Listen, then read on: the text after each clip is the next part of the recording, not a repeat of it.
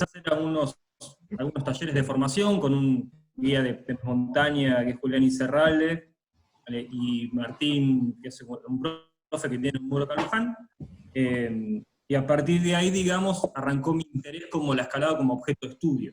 ¿Sí? Pero ahí arranqué como un escalador, como todos los que están del otro lado, una cuestión más recreativa, hasta que te pica el bichito.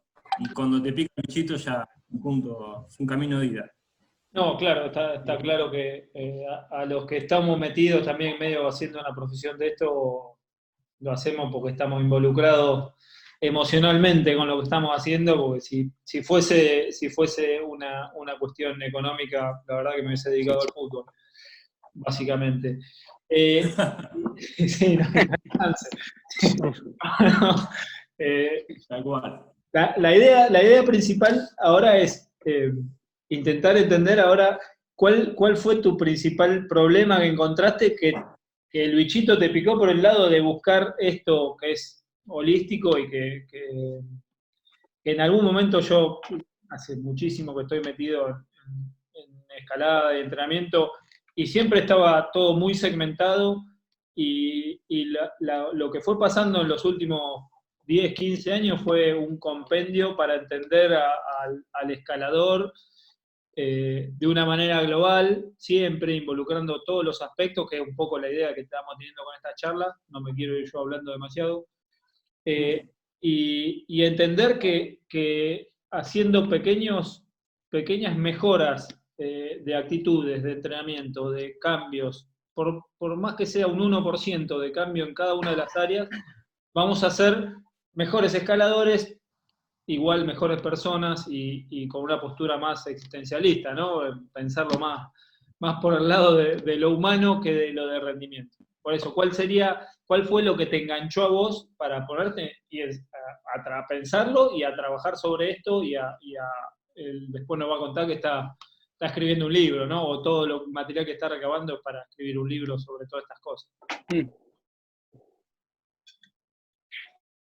Sí, a ver, el principio tiene que ver con una característica por ahí personal, que es como una tendencia al estudio, que me gusta estudiar y las cosas que me meto de cabeza generalmente le meto mucha lectura y demás. Ahí arrancó, como si, bueno, a ver, ¿cómo puedo mejorar yo la escalada? Pero de forma, con el primer librito como fue El Guerrero de la Roca, que seguramente varios tienen, y que vamos a ver que había ahí como otras cosas. De forma paralela a esto, yo venía finalizando ya el proceso de maestría que charlábamos bien.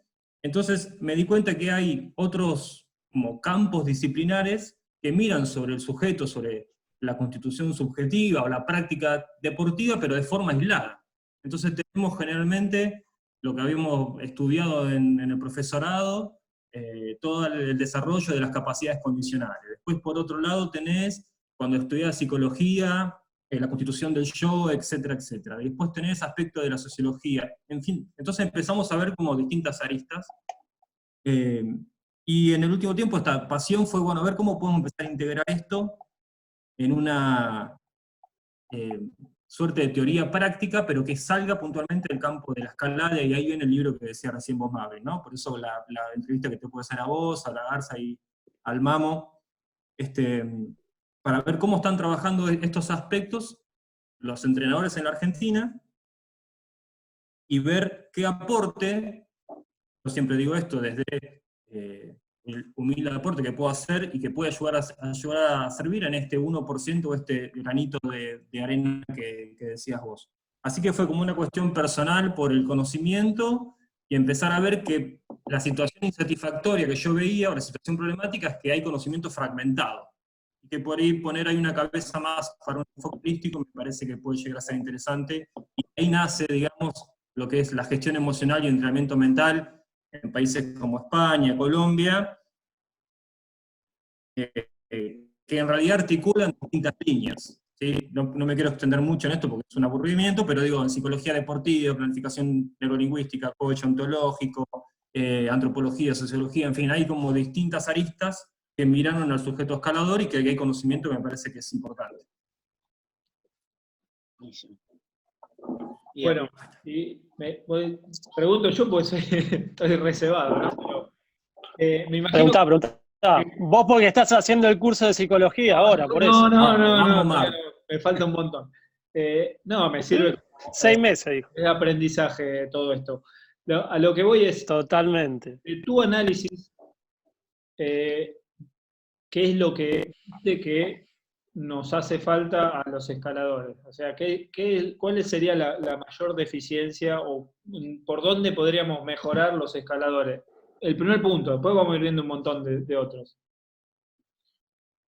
Bien, desde el punto de vista de la gestión emocional y entrenamiento mental, tiene que ver con el enfoque de interpretación que cada escalador tiene. Y me parece que es fundamental y los va a ver ahí cuando estés haciendo el curso, si no, ya te lo... Vos fíjate que la misma experiencia que tienen por ahí sus escaladores, no reaccionan de la misma manera. Entonces, una experiencia que por ahí para uno puede llegar a ser traumática y generarle miedo y una inhibición de su conducta motora, para otro puede ser una experiencia de aprendizaje que lo lleve a escalar mejor. Entonces, me parece que la cuestión que se puede empezar a trabajar tiene que ver con el esquema de interpretación que generamos en nuestros escaladores, a veces de forma inconsciente. Por suerte estas cosas, esta idea de pelear por el grado, ¿viste? Se está cambiando en el último tiempo, hay un enfoque más por el proceso, me parece que esto es muy importante, y que de todo lo que hay dando vuelta es lo más importante, o lo que yo considero que es mejor, este cambio de mirada respecto al proyecto. O sea, antiguamente teníamos la idea de que el objetivo de un proyecto es ir a encadenar un 8A o una vía. ¿Sí? Hoy se tiene en cuenta que el objetivo del proyecto es de hacerte y desarrollar un mejor escalador, que tiene como consecuencia muchas veces el encadene. El objetivo. Claro, exactamente. Exacto. Pero solamente está vinculado. Por ejemplo, además esto está sustentado en el desplazamiento de la ansiedad, porque ya el objetivo no pasa a ser la vía, el objetivo pasa a ser el proceso. El proceso. Exactamente. Entonces, cuando tenemos al escalador pensando en el proceso, le sacamos presión a esa vía, y por lo tanto, vos fíjate que interesante, es más probable que la pueda llegar a hacer, que la pueda llegar a encadenar. Totalmente. Entonces, bueno, ahí vos, Nacho, nombraste un par de cosas importantes.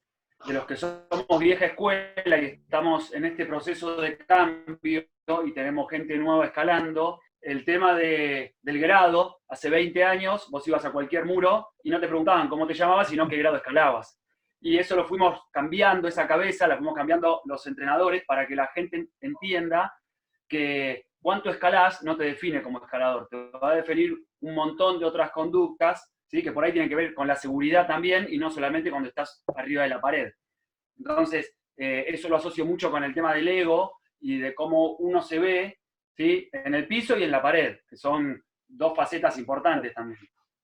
Sí, totalmente. Acá la cuestión que señalás del ego, tenemos que separar lo que es el amor propio del ego. O sea, está bien reconocer las capacidades que uno tiene, y es fundamental decir o conocer cuáles son las distintas dimensiones que componen mi yo escalador. Por ahí esto está bueno para que los que están del otro lado vayan pensando cómo se constituye el yo escalador. ¿Sí? Yo, Ignacio, por ejemplo, tengo distintas partes que conforman un todo. Yo como docente, yo como compañero, como escalador, como amigo, etcétera, etcétera. Ahora, reconocer las capacidades no es tener el ego en fuerte. El problema es cuando yo construyo mi identidad por la alteridad del otro. Claro. Entonces, acá tenemos un problema. Si yo me construyo mi identidad porque compito con Gustavo, por ejemplo, todo el tiempo, cuando Gustavo se va, yo no tengo un espejo con el cual reflectarme. Y entonces realmente pierdo la motivación. Ahora, es una cosa, y otra cosa es reconocer tus capacidades, ¿no? Y eso está bien. De hecho, el otro día hablábamos con Antonio Moya, que está en un proceso interesante para subir el grado y demás. Las cosas fundamentales es reconocer las capacidades que uno tiene para desde ahí pararse. Sí, las fortalezas. Exactamente. Sí. Bien, yo te iba a decir eso justamente, vos nombrás las capacidades, pero también está bueno saber de nuestras debilidades, porque a partir de ahí podemos mejorar otro cambio, ¿sí? Que puede ser desde el entrenamiento físico o del psicológico. Sí, sí, sí, totalmente. Yo creo que las debilidades, bueno, ahí entramos en un mundo muy particular, y esto seguramente las escaladoras y los escaladores que nos están escuchando, algunas cosas le van a resonar más que otras, ¿sí? Esto tiene que ver particularmente con la constitución de cada uno y de cada una. Entonces por ahí uno dice, no, bueno, a mí la cuestión técnica, la cuestión física, la cuestión mental, esto es muy particular, por eso me parece interesante el abordaje y las tareas que están sosteniendo los entrenadores como ustedes, que lo veo por las redes porque veo las devoluciones que le hacen sus escaladores, y es muy difícil mantener la motivación para un grupo heterogéneo, primera característica, cuando no todas las motivaciones están arraigadas en el plan del mismo lado, o lo vincula a la escalada del mismo lado. Así que me parece que ahí están haciendo un trabajo súper interesante. Y respecto a las debilidades, vamos a llamarlo en el plano mental, yo no sé si hablaría específicamente de la palabra de cuando hacemos referencia a lo psicológico o a lo mental, sino de esquemas de interpretación. Hay esquemas de interpretación más funcionales a la actividad de la escalada y esquemas de interpretación menos funcionales a la actividad de la escalada. No es que uno es mejor que otro, sino que son más funcionales o disfuncionales. Por ejemplo, ¿qué pasa cuando nosotros estamos trabajando o vemos a un escalador que tiene una circunstancia que genera un trauma? ¿Sí? Ahí es fundamental trabajar sobre el esquema de interpretación. Lo que nos dice la neurociencia es que las primeras conductas que nosotros vamos a desarrollar con nuestro escalador van a impactar mucho en cómo él analice y se quede después con esta práctica. Por ejemplo, vemos que un escalador baja asustado porque tenía un vuelo muy grande en una vía, ¿sí? Que no había riesgo, pero que implicaba una sensación de abismo, miedo, etc. Y se baja.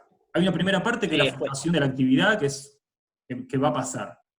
Después, lo que es importante que nosotros ayudemos a incorporar, perfecta esta imagen, al yo escalador, es la experiencia de aprendizaje que me quedó de eso.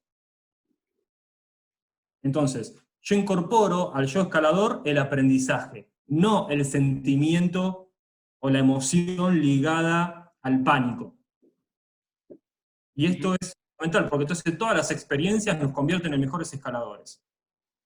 La vieja escuela, Nacho, era, te caíste, pegaste una volada, bueno, subí, tirate de nuevo para que no te quede el miedo. Sí, claro. Y eso todos la conocemos, y todos la habremos pasado.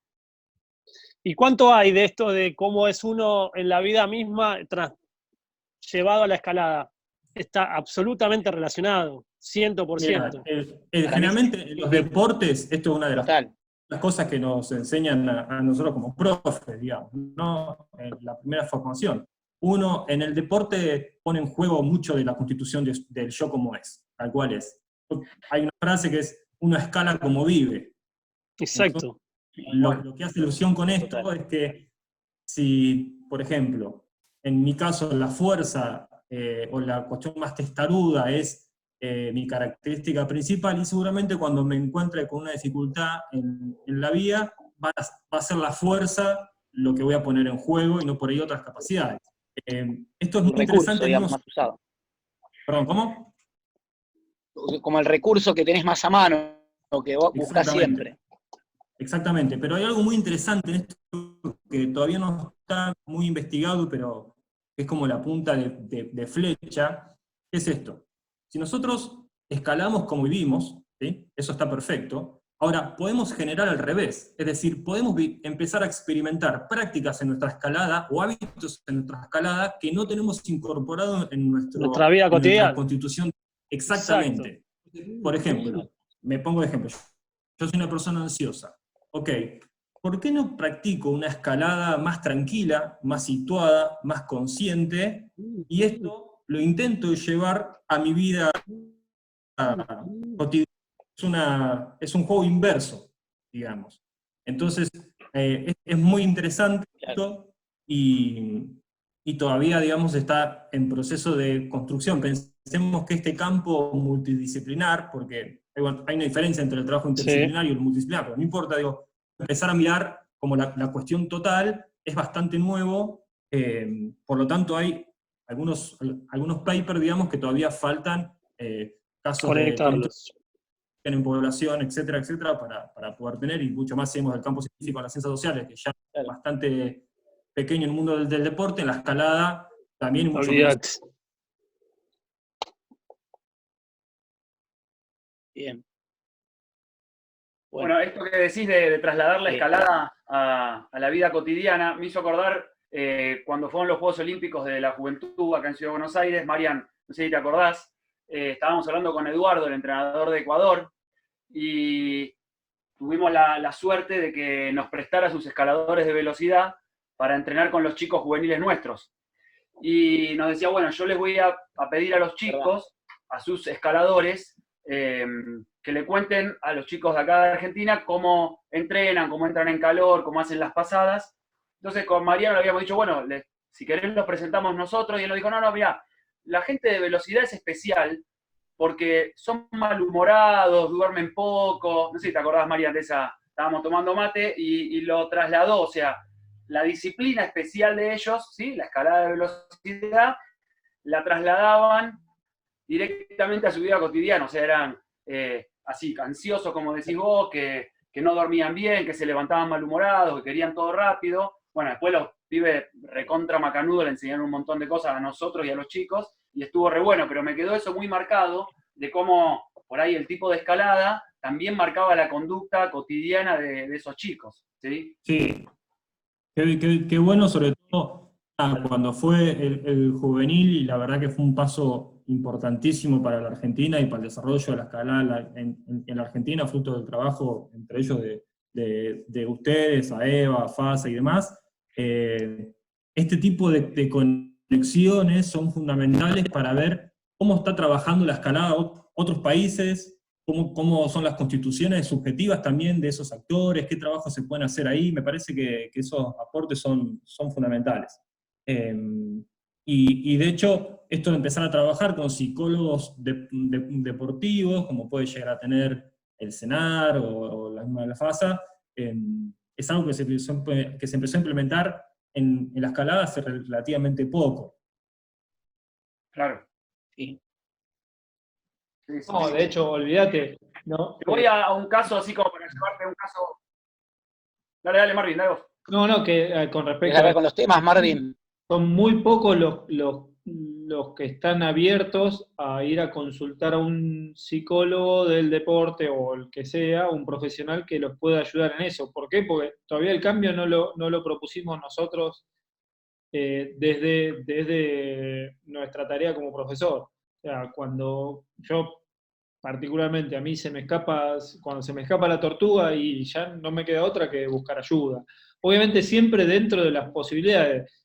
Estamos hablando hoy, yo trabajando en el CENAR es otra cosa, porque levanto el teléfono y me atiende la psicóloga del CENAR y derivo a los pibes que están dentro del proyecto.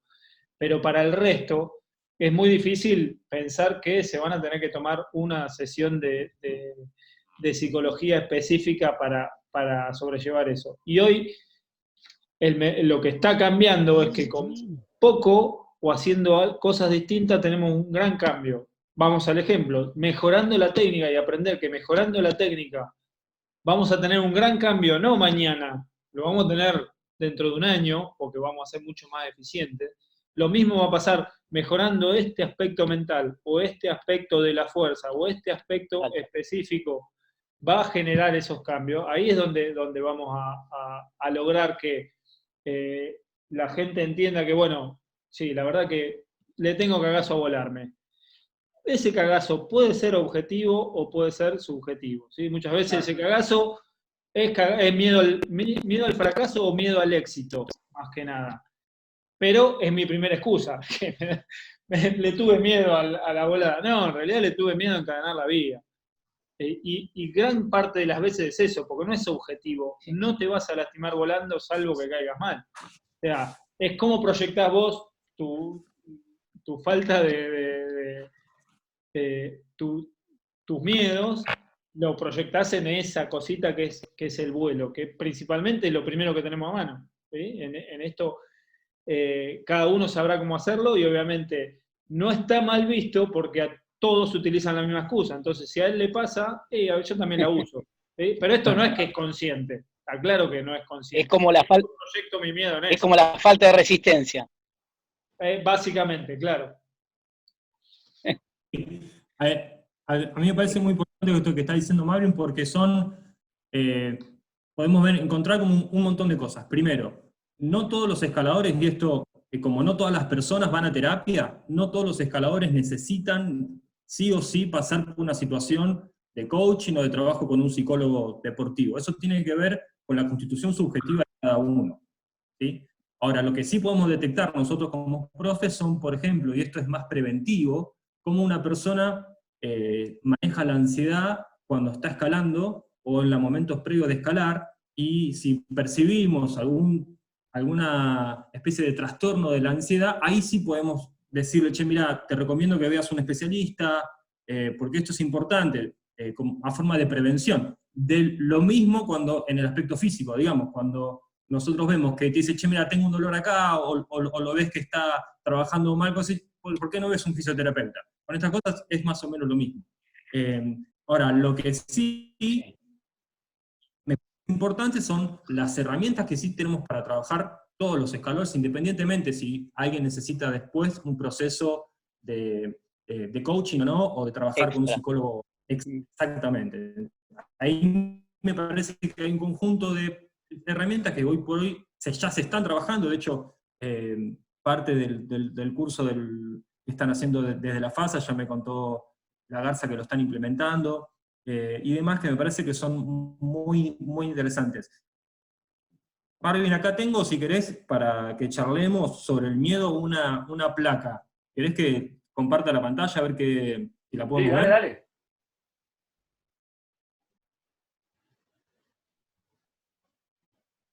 ¿Ahí se ve o se ve? Sí. Perfecto. Bueno, esto que vos decías recién, lo del miedo fantasma, miedo objetivo, es parte del proceso de la evaluación del miedo. ¿Sí?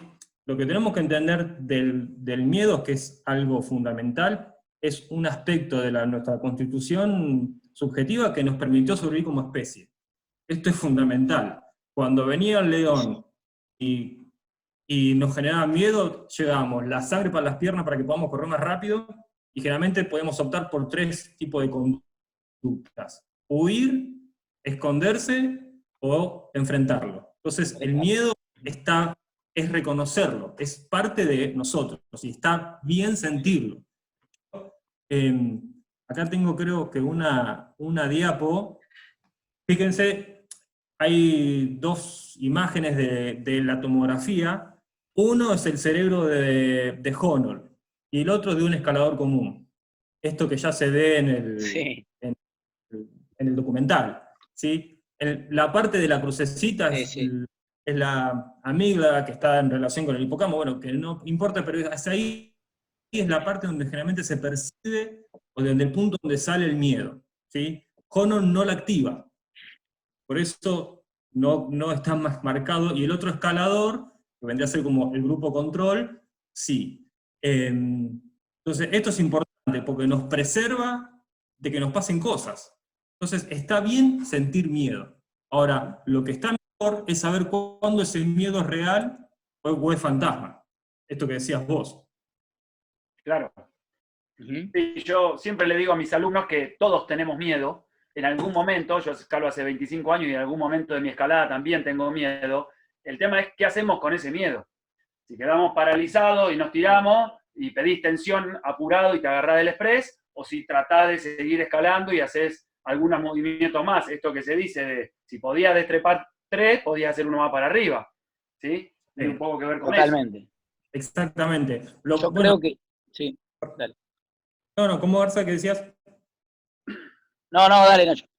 Yo creo exactamente lo mismo. Me pasa que de Gustavo con los alumnos, ¿no? Y nosotros de esas 3 opciones, esas 3 respuestas posibles, al meterlo en el proceso, al escalador, al alumno, estamos eligiendo afrontarlo. Y de ahí me quedé, yo hoy estaba leyendo esto que me habías mandado vos, la frase esta, ¿no? Que la dificultad de esta situación nos permite, es súper rica para el aprendizaje. Depende si la aprovechamos o no. Bueno. O sea, depende si hacemos la progresión, lo contrario que decía Mamo que sucedía antes. Antes era subí hasta ahí, tirate, y era, o sea, el que pasaba era un titán, y la gran mayoría quedaba más traumada, y costaba mucho más por ahí volver a lograr que esa persona lo supere. En cambio, ahora vamos hacia una progresión metodológica, digamos, ¿no? Para poder llegar a una caída controlada. Perfecto. Digo, acá lo que va a influir mucho en lo que hablamos hoy es el esquema de interpretación que tiene cada uno. Y cada escalador y cada escaladora. Porque eso es lo que va a hacer que una situación le genere un riesgo para uno o no para otro. Entonces, a veces, ¿por qué? O sea, no es una cuestión que es unificada para todos. No es que la chapa al metro no te da miedo y a los 2 metros te empieza a dar miedo. Esto depende de cada uno y su esquema de interpretación. Lo que sí tenemos que tener en cuenta es que acá podemos hacer un aprendizaje. Más allá de los tipos de reacciones que son las subjetivas, los pensamientos, lo fisiológico, que es la sudoración en las manos, cómo se aumenta la irrigación y demás, hay una parte que es consciente, que es la evaluación. Entonces, siento miedo y este ejercicio cuando estoy escalando, que es, ok, ¿es un miedo objetivo? Es decir, objetivamente, ¿hay un riesgo en mi seguridad? Si la respuesta es que no, bueno, ya veo qué hago con eso. Ahora, si la respuesta es que sí, tengo que escuchar este miedo, porque tal vez el miedo me está diciendo, bueno, es una caída no necesariamente larga, pero tiene un péndulo que me da una repisa. Entonces, bueno, acá tengo que tener ojo el piojo, porque este miedo está viniendo de algo. ¿Sí? Perdón, ahora, en la pantalla, no sé si se ve ahí la ID nueva, no quiero que la vayan viendo nomás. Ahí se ve la nueva ID. Perfecto. Listo. Seguimos. Perfecto. Perfecto. Entonces, lo que tenemos que entender acá es esto. ¿Es el miedo objetivo o el miedo fantasma? Si es objetivo, le presto atención y veo cómo lo resuelvo con mi cordada. Me acuerdo, por ejemplo, de una charla con el Mamo en una situación bastante de riesgo que había quedado y que fue fundamental la comunicación de su asegurador con él para que pueda superar esa situación riesgosa sin miedo. Entonces, y pudo actuar como la situación lo ameritaba. Lo que pasa es que cuando sentimos miedo, nos pasan todas cosas que son disfuncionales para nuestra actividad. Primero, tensión corporal. Segundo, sudoración en las manos. O sea, peor. Y tercero, temblor. Empezamos a temblar, todas cosas que en la escalada no nos sirven para nada. Sí, sumado a eso que tomamos malas decisiones. Agarrarnos de la cuerda, tratar de agarrarnos de un express, o sea, las peores decisiones que nos llevan ahí sí a golpearnos probablemente. Exactamente. Sí. Y si decidimos cómo afrontarlo, bueno, este es el paso siguiente, digamos, ¿no?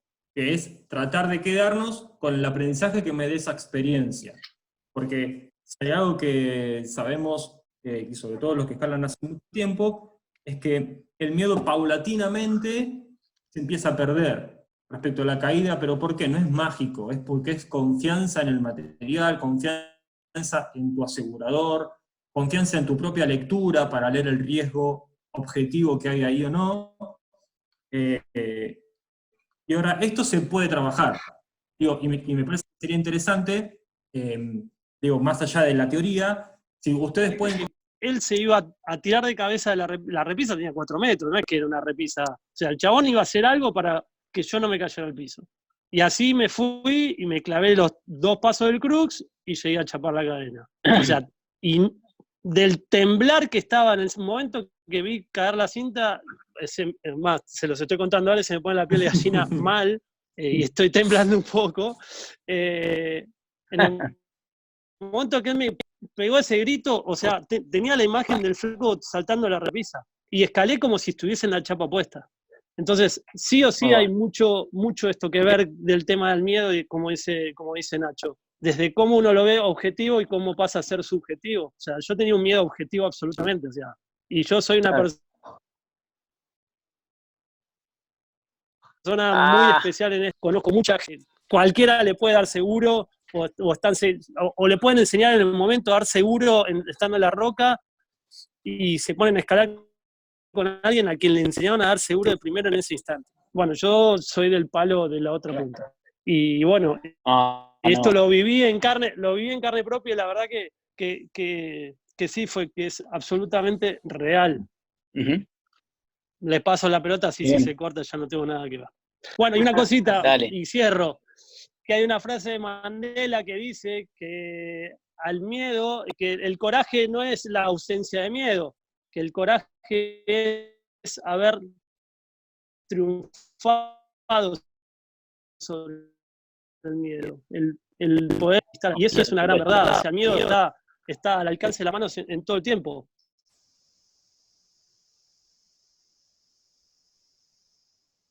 Sí. Perfecto. El tema es una situación. CR. Muy bien. Bien. ¿Quién va? Nacho.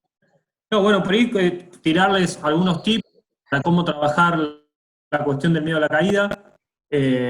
A ver, acá hay varias técnicas que son provenientes de distintos campos, pero lo que podemos dividirlas serían como dos enfoques, o sea, dos columnas. Antes de escalar y después algo que puedo estar haciendo, ¿qué pasa si tengo un pico de estrés o un pico de activación cuando estoy escalando?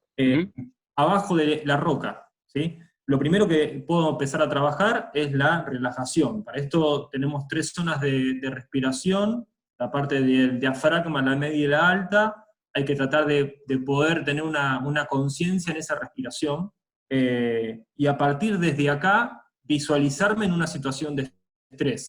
En una situación de estrés puede ser una que haya vivido o la que me expone la vida que voy a hacer.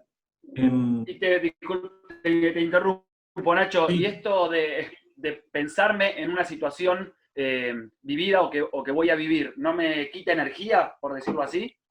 No, pero esto es, acordate que estamos haciéndolo de forma previa a la escalada. Sí, visualizando podría ser. Bien, exactamente. Lo que se intenta hacer acá es anticipar un poco, y ya vas a ver cuando termine la técnica, de cómo traemos sentimientos de seguridad asociados a otra experiencia, a esa experiencia que yo quiero vivir.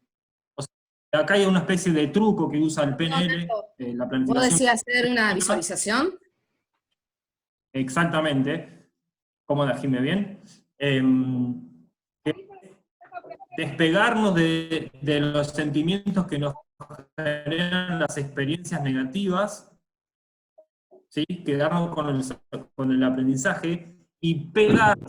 Eso es una especie de tip, de truco que usa la planificación neurolingüística para construir las distintas dinámicas de aprendizaje. Entonces, de forma previa a la vida, está la instancia de relajación, de respiración, y me visualizo en esa situación de estrés o de crux, por ejemplo. Me visualizo en eso y incorporo experiencias positivas que vengan de las cuestiones anteriores que yo haya resuelto positivamente. ¿Me explico ahí? Sí, totalmente. Paso siguiente, trabajo con la respiración. Si puedo, usan otros deportes, y ahora vamos a ver por qué la escalada es más difícil. Trato de hacer todo esto con el dedo del corazón, que es el dedo que está aquí, que es el anillo, creo, no sé, porque no tengo. Anular. Y se hace fuerte, se aprieta el anular, gracias.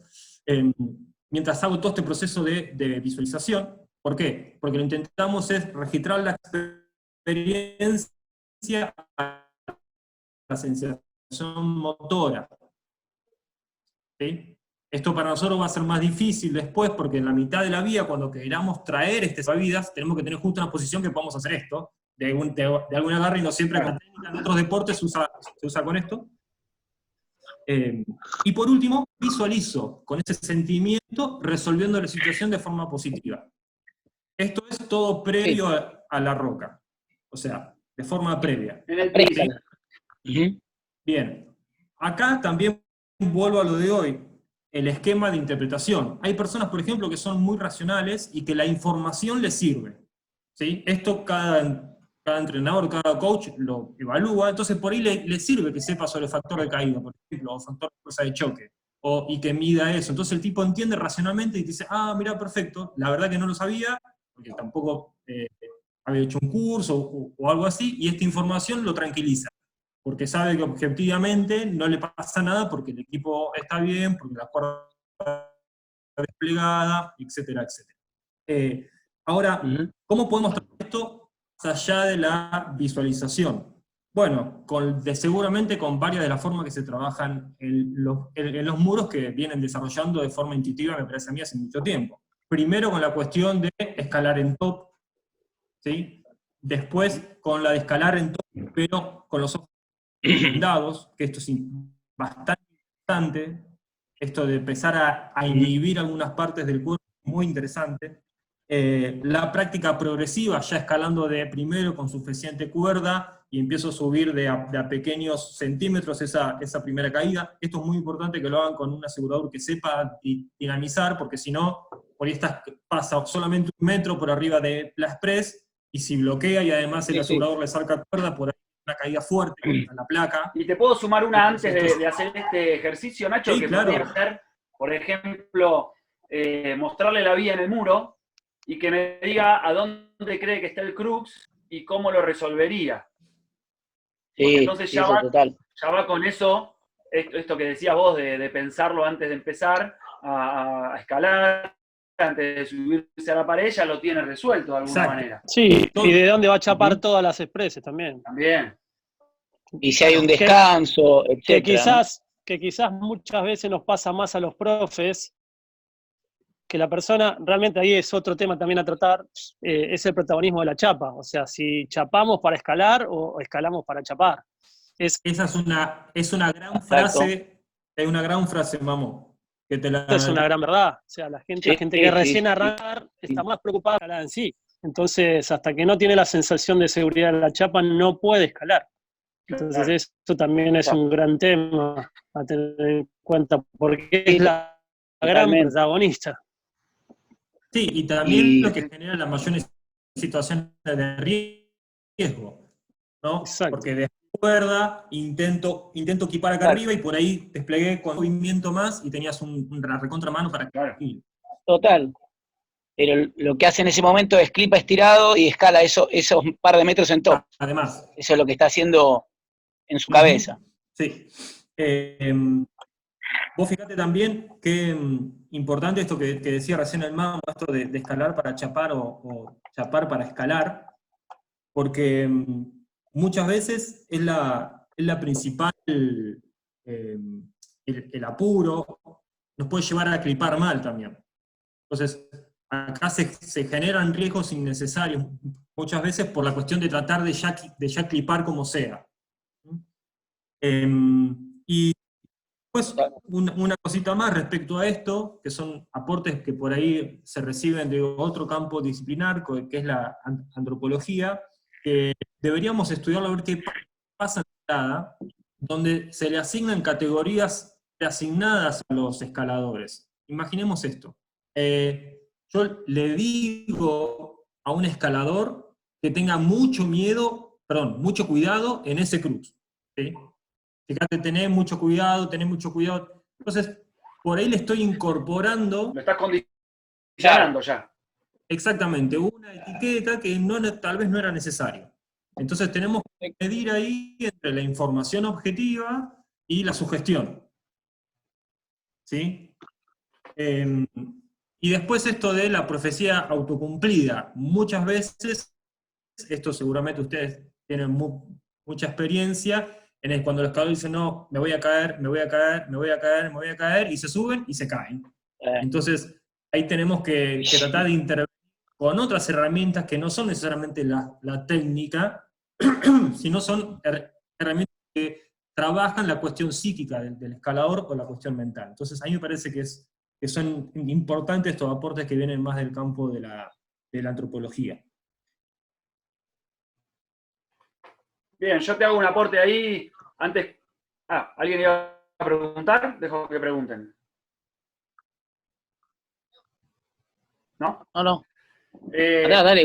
Te hago un aporte de, antes viste, te diste o comentaste que hagamos alguna de nuestras vivencias, y nada, o sea, a mí me gusta mucho escalar en deportiva, y estoy escalando mucho en alpina también, que lo estoy disfrutando mucho, y hace un par de años tuve la posibilidad de escalar afuera, y creíamos que con el grado que escalábamos acá, íbamos a escalar todo, y bueno, cuando llegamos, el grado nos dio un bife y nos dijo que no. Entonces, bueno, aprendimos que los seguros estaban mucho más lejos y que la escalada era muy física, y entonces, para poder seguir escalando y disfrutando y haciendo cosas un poco más importantes, me empecé a meter en la cabeza en esos 15 días que estuvimos escalando de que no me iba a caer y que arriba tenía que haber algo mejor, ya sea para proteger o para agarrarme. Sí, sobre vías que están escaladas hace 60 años, algo bueno tiene que haber. Si ya la escalaron otros no sé, en pantufla, yo con todo el equipo que tenemos ahora tenía que pasar. Entonces, bueno, traté de hacer ese proceso, claro, porque si no, no podíamos escalar. Y en esos 15 días aprendí eso, y es algo que trato siempre de trasladar a mis escaladores y a mi escalada deportiva o alpina. De, bueno, arriba tiene que haber algo bueno, si otro pasó, también tengo que poder pasar, no hay mucha vuelta. ¿Sí? De alguna manera lo tengo que hacer. Por ahí sirve como aporte, o por ahí es una locura mía, pero bueno, me está dando resultados. No, bueno, vos fíjate que lo que decís tiene mucho que ver, sobre todo con la experiencia de cada uno. Es decir, cuando vos ya hiciste, digo por decirte, 100 6B, y te subís al 6B 101, vas a decir, bueno, a ver, por ahí acá no hay nada más, pero es este grado, algo tiene que aparecer, entonces por ahí ni siquiera lo ves, de lo que hablamos a veces de fe. ¿Viste? Cuando vos ni siquiera ves la toma y sabés que tenés que subir los pies y levantar la mano porque algo va a aparecer. Tal cual. Puntualmente la experiencia que vas ganando. ¿Sí? Y también muchas de las cosas que te llevan a hacer ese tipo de actividades, por ejemplo, o estos procesos, estos clics que vas haciendo, tiene que ver con la motivación. Y acá se abre todo un paraguas que podemos conversar, sobre todo en tiempo de COVID-19. Claro. Metele por ese lado que está bueno también. Dale, bueno, si quieres, nada, para empezar les comparto una pequeña pantallita, digamos. A ver, acá si me sale. Nacho, yo te vuelvo una cosita atrás y el tema también, claro, que uno le pone, no sé si no es miedo, un condicionante es el tema de grado, porque por ejemplo a una persona le decís, no, bueno, sabías 7B, sabías 8A, sabías 8C, lo que sea, y es 1 o 2 letras más abajo de lo que escala, y es absolutamente condicionante. Y quizás el estilo de escalada, el estilo de escalada de esa vía, para esa persona no lo aleja a 2 letras, pero al intento, ¿no? Claro. Eso a mí me pasa mucho como profe, entonces yo, una herramienta que utilizo muchas veces es mandarlos a escalar sin que sepan el grado de escalada. Yo conociéndolo y conociendo al escalador, como para también trabajar un poco esto de esa sensación de no ir a lo cómodo, no ir a lo que siempre conocen, no ir y tener que ir a equipar una vía en la que no van cómodos, no la conocen. Sacarlo de la zona de confort, va. Sí, llamarlo desde ese lugar y que ellos mismos se den cuenta que quizás estaban para mucho más, o por ahí no la encadenan, por ahí resuelven los crux a su cabeza, a su situación emocional ante una vida que les genere esto de salir de la zona de confort, los plantea desde otra posición. Sí, totalmente. Vamos, yo soy bastante de aquellos que discuten mucho la cuestión del grado en la escalada, fundamentalmente porque no hay, como bien dijo acá, escalás 7B, perfecto, y vas a Frey, y dudo mucho que si escalás 7B en la bici, puedas hacer un 7B en Frey, que es otro tipo de escuela, otro tipo de escalada. Inclusive me ha pasado de hacer vías, por ejemplo, de un grado 6B más, y después comentar con otros escaladores, chico, decir, che, me pareció media dura la salida. No, pasa que la salida es de 7A más, pero se promedia porque en el medio tenés un descanso.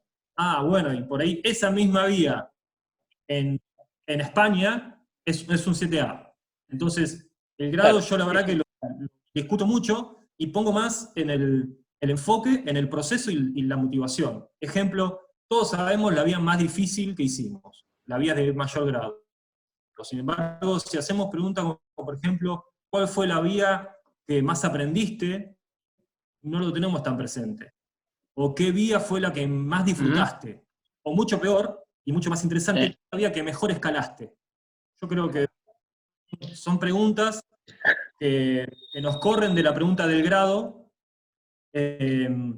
Quizás la vía que más dura escalamos no nos llevó tantos P's como una que no era tan dura en otro momento. Claro, o inclusive la cuestión del aprendizaje y del disfrute. Yo creo que la mejor vía que escalé es una que ni siquiera encadené. Y algo es la vía que más contento estoy de haberla cosido, digamos, pero porque me siento que pude dar 100% en todo uno de los pasos. Y por ello, otras vías, inclusive el grado más difícil, lo terminé encadenando porque justo se dio y agarré y ya está. Sí, tal cual. Sí, también, entonces, yo soy...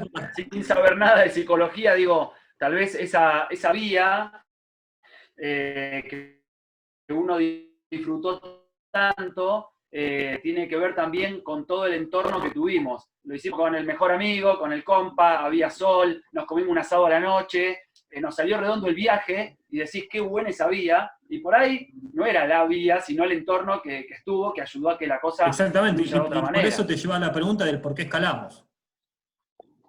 Claro. Y entonces Y vos ahí, decís, bueno, a ver... Perdón, y ahí lo que dice Gustavo, entran para mí dos cosas también, ¿no? Sumadas a esto. Por un lado, no solo lo mental, sino entra lo emocional y el contexto, ¿no? Tal cual, el contexto para mí es fundamental y hay que aprender acá tenemos que aprender mucho, me parece que sobre todo en el ambiente de la escalada, tenemos que aprender mucho sobre empatía. Porque muchas veces, sin ser malintencionados, ¿no? Estamos ahí abajo de un pie de vía y vemos que alguien está escalando y venga, dale, vamos, dalo todo. Y persona, su forma de disfrutar es una conexión más silenciosa, más de él, su compañero y la roca. Esto no significa que no tenemos que ser aliento, pero sí que sepamos identificar cuáles son las condiciones a ese otro escalador su mejor rendimiento. Y muchas veces esto lo podemos saber con nuestra cordada y con nuestro grupo más íntimo.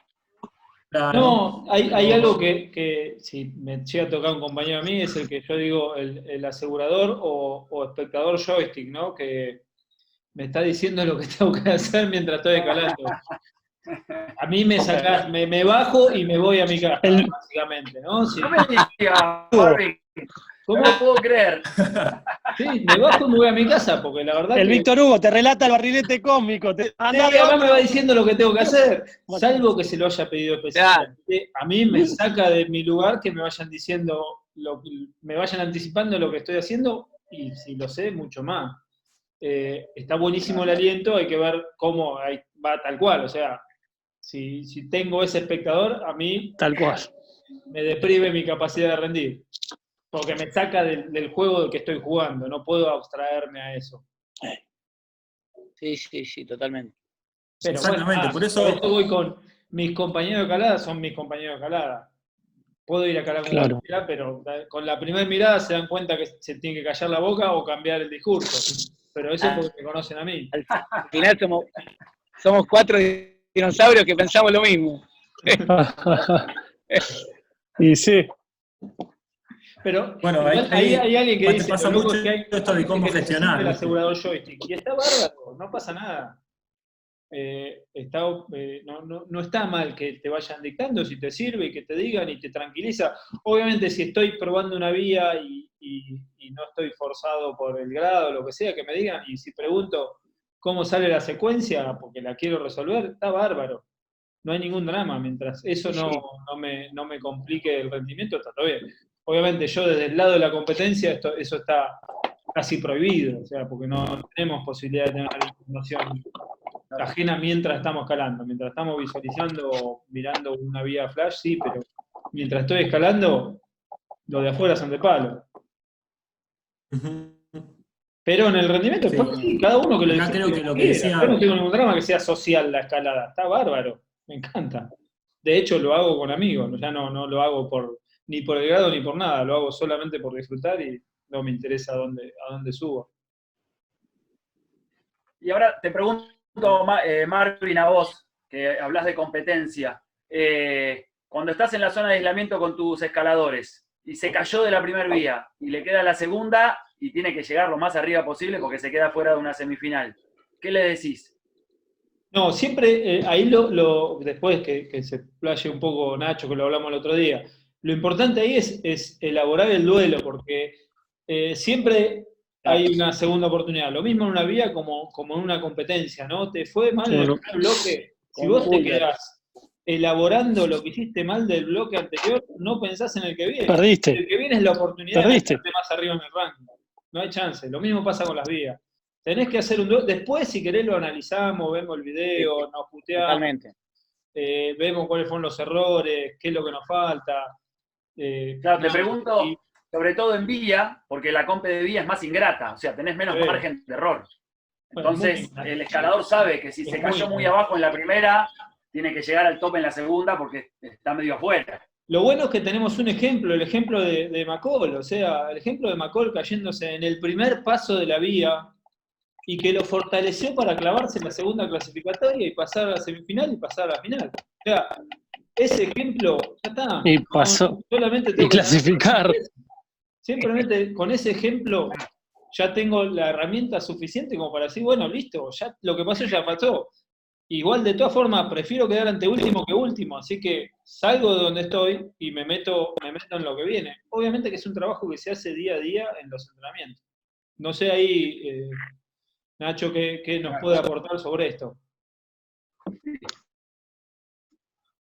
Sí, no, acá algo puntualmente que es importante, que la cuestión del alto rendimiento, hay un montón de cuestiones específicas que de forma paralela a la escalada recreativa que un poco estamos analizando, que la deberíamos pensar un poco más profundo porque no se expone en juego lo mismo. No es lo mismo cuando Valen está haciendo una compe que cuando vos con mis amigos, digamos, el contexto cambia rotundamente, entonces por eso es importante que trabajen con el psicólogo. Bueno, lo que te va a decir neurociencia, hay que un cambio en el cóctel químico, digamos, se te va la serotonina, por eso sentís mayor frustración, se te va la endorfina, por eso sentís más dolor. O sea, en principio, inmediatamente te pasa eso, cuando sentís un grado de frustración. Pero hay que entender es que la frustración, al igual que la motivación, son estados dinámicos. Es decir, que son pasajeros. Nuestra pericia como entrenadores es tratar de fomentar motivación perdure y que la frustración pase. Y hoy, Nacho, como volviendo un poquito a esto que hablábamos antes del COVID-19. Uy, se perdió. Todos encerrados, todos guardados. Hoy tengo un mal día. ¿Me escuchan? Dale. Sí. Bueno, esto que decía, que todos encerrados, el tema de la motivación cambia completamente, algunos los motiva más, otros los tira a chantas, otros quieren estar todo el día viendo Netflix. ¿Qué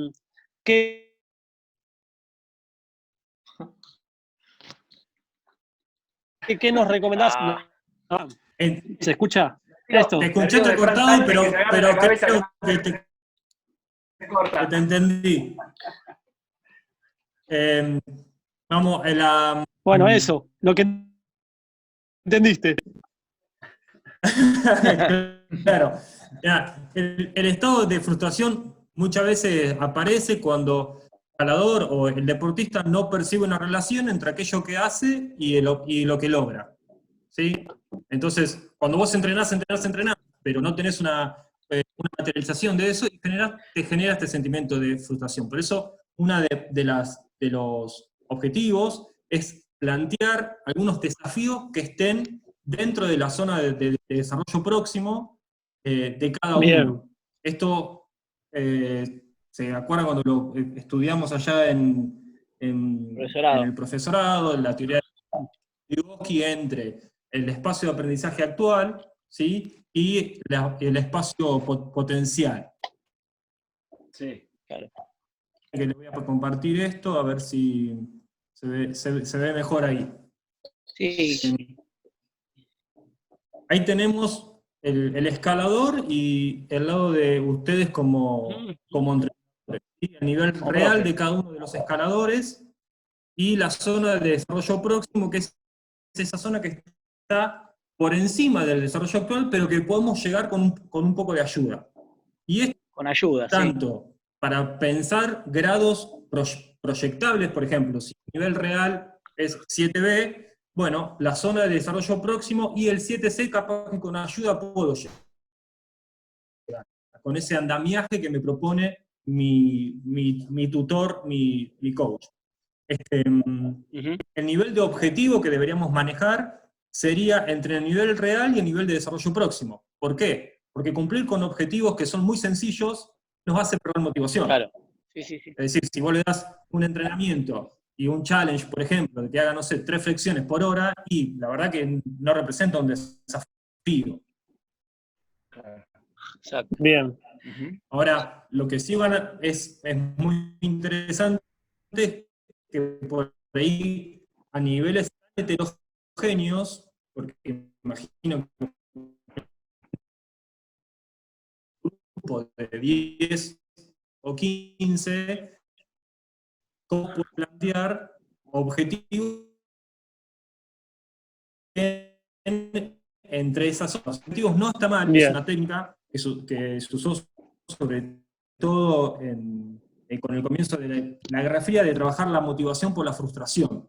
Esto pasa mucho en las películas yankee, cuando el coach o el entrenador tiene siempre una hablándole mal. Claro. Eventualmente no está mal poner un objetivo que esté bastante alto, sobre todo para ver qué respuesta tiene nuestro escalador respecto a eso, y con eso material y insumo para trabajar, pero en este estado de COVID, los objetivos físicos o los challenges, la zona mejor sería entre la zona real y la zona de desarrollo próximo, que está un poquito por encima. Excelente, Nacho. Escuchame, nos quedan unos minutitos ahí. Quería aprovechar 2 minutos para contar que una actividad que vamos a tener mañana con los chicos, para los chicos desde AEVA, que no veníamos haciendo nada, y la verdad que ahí Rodo y Gus se pusieron al pie del cañón para estar a ver cómo la están llevando esta situación los chicos, los pequeños escaladores. Nada, por mi parte agradecerte, sé que hay un montón más de temas para charlar, y bueno, dejamos la puerta abierta. Contarles a la gente que tenemos ahí los PDF, el PDF que nos pasaste. Está muy bueno, sí. Otra vez, Marian. Vamos, lo dejamos a Marian ahí colgado. Che, bueno, Nacho, Dale. la verdad que... El de Instagram soy yo, así que ¿me escuchan? Ahí está, dale. ¿Se escucha? Ahí está. Bueno, los puedo... el de Instagram soy PDF. Bueno. A ver, lo que quiere decir... Nada, se me hace difícil. Sí, yo lo digo, vamos. Que le escriben en Instagram y responden, vamos, Dale. si tienen los PDF, se los pasamos, obviamente, y si no, miren Coaching for Climbing en Instagram. Coaching for Climbers. Bueno, y eso, la página de, eso era algo que quería que nos contara. Nacho, está toda esta info, o sea, y hay mucha info y hay un montón de cosas, está todo muy bueno. Por mi parte, muy bueno. Buenísimo, la verdad que es un área en el cual muchos hacemos agua, pero sabemos que es ese progreso, ese pasaje a a lograr su objetivo y disfrutar un poco más y no sufrirlo, es hacer cambios dentro de nuestra estructura mental, y es donde está pasando todo esto. Obviamente, hace un montón de años, cuando yo aprendí a escalar, íbamos a Frey y les puedo asegurar que los primeros 14 días nos bajábamos de todas las vías, sobre todo lo que somos Buenos Aires, ¿no? Porque el cagazo que nos daba los alejes y lo que dice un millón de mayones. Lo que dice Gus es mentira, siempre arriba no hay algo mejor. Por lo general en Frey no hay algo mejor. Si a vos te sirve, puede ser, pero en Frey no. Claro. Por eso, los primeros 14 días nos llevaban a acomodar todo ese miedo que si lo hubiésemos trabajado o si lo hubiesen enseñado de otra forma, lo tendríamos un poco resuelto. Más allá que es un estilo que está hecho a propósito, es un estilo que en algún momento hasta lo creaban para los machos, o sea, cuanto más aleje, más macho era. Sí. Y hoy cambia, es un estilo que es válido, está bárbaro. Y dentro de lo que ha pasado con los monitores y con cómo va variando la enseñanza, hemos aprendido que tenemos que enseñar el tema de los miedos a la caída de otra forma, y hay todo un protocolo que se está utilizando y que utilizan los monitores y los monitores de escalada. Por ese lado hay un cambio fuerte, y obviamente nos faltan un montón de cosas que puede ser con este enfoque de ir consultando a diferentes profesionales que nos van a hacer eso. Vuelvo a decir, la teoría del 1% quiere decir que cambiando un 1% en un montón de cosas vamos a lograr un cambio muy grande, y cambiar un 1% es muy poco, y capaz que es con muy poco esfuerzo. Y de esa forma tenemos un gran progreso haciendo grandes cambios, pequeños cambios en muchas áreas. Así que Nacho, gracias. No sé si querés decir algo más. Totalmente. No, por último yo es agradecerle a ustedes, no solamente por esta invitación, sino porque están llevando el desarrollo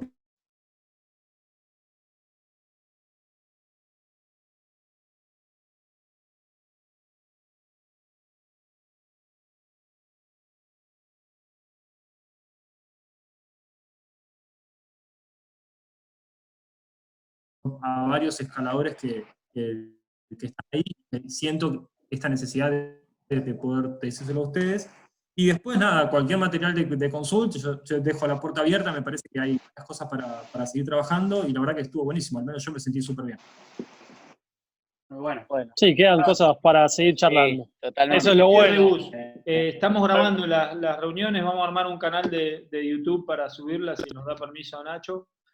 Para ir subiendo estas charlas, son largas, pero vamos a tratar de subirlas, así las podemos ir. El que las quiera ver de nuevo, buenísimo, están ahí. Gus, como siempre, te toca. Bueno, hago el cierre. Bueno, nada, agradecerle a Nacho. Estuvo re buena la charla, estoy segurísimo que tenemos una charla 2, así que prepará material porque te vamos a bombardear de nuevo. Agradecerle a toda la gente que está siguiendo las charlas todos los lunes, que se toma el tiempo, y bueno, a seguir pensando cómo podemos mejorar, así como dice Marvin, con ese 1%, cada uno sabe qué es lo que hace y lo que no hace, y a partir de ahí podemos mejorar mucho.